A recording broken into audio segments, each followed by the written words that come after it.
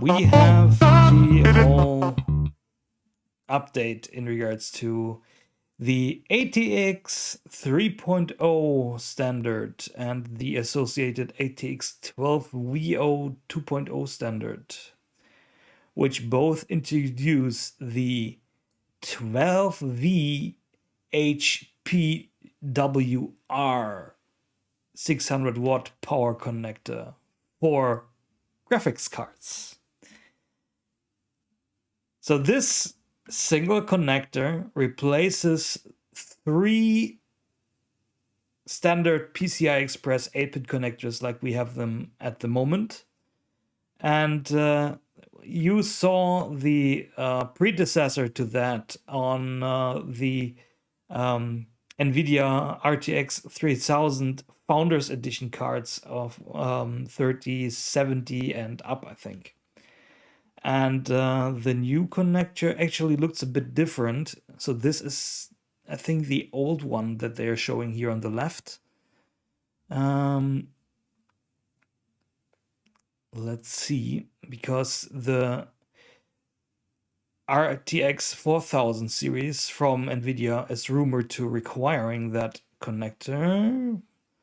Let me see if it's showing here somewhere. Nope. I will come back to that article. So these articles here are all from videocards.com. And if you want to get to those, you can head over to my blog. Here we have it. Here you can see the new connector. So the connector, how it was on the NVIDIA 30s cards, was basically, a more broader 12-pin connector instead of an 8-pin PCI Express connector. And the new standard, which is already showing on this card here, adds 4 additional data pins. And the when we go back to the article for the standard, the new standard is basically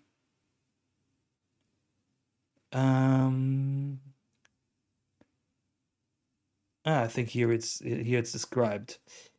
A new 12 VH power connector will power most, if not all, future PCI Express 5.0 desktop add-in cards, e.g. graphics cards.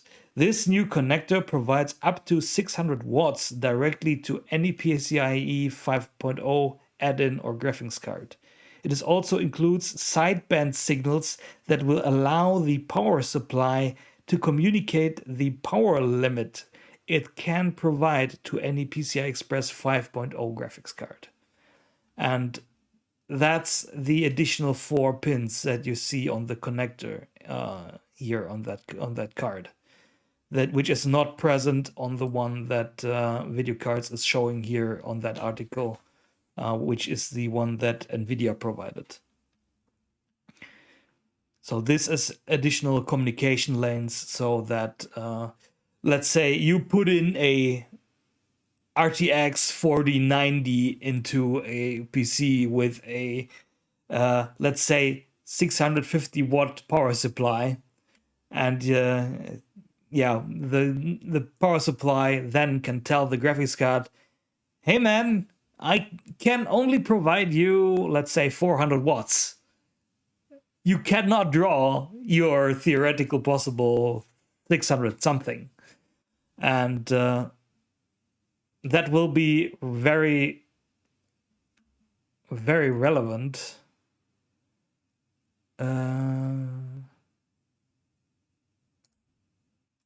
That will be really very relevant when we come to the RTX 4000 series,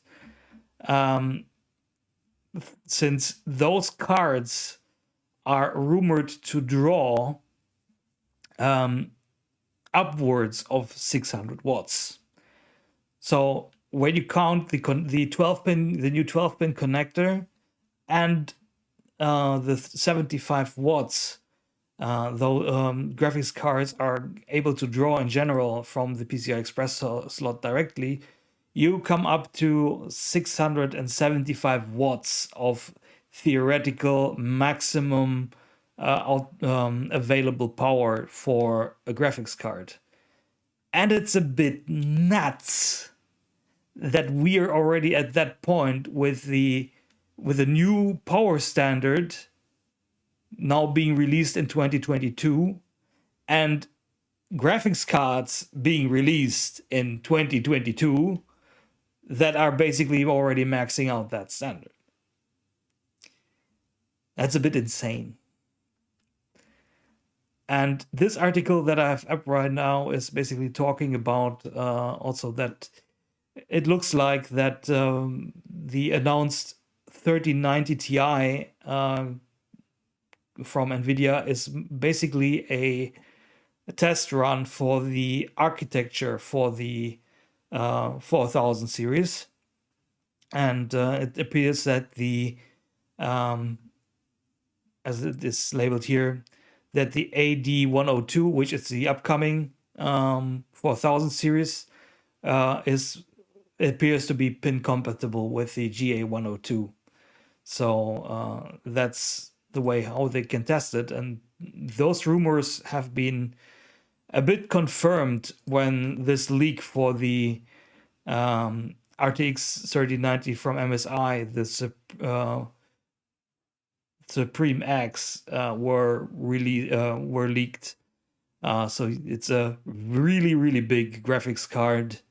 It actually features a 3.5 slot cooler design, which is just insane.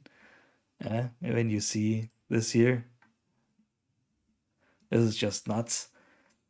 And this card, as a current generation PCI Express 4.0 card, is slated to draw 480 watts.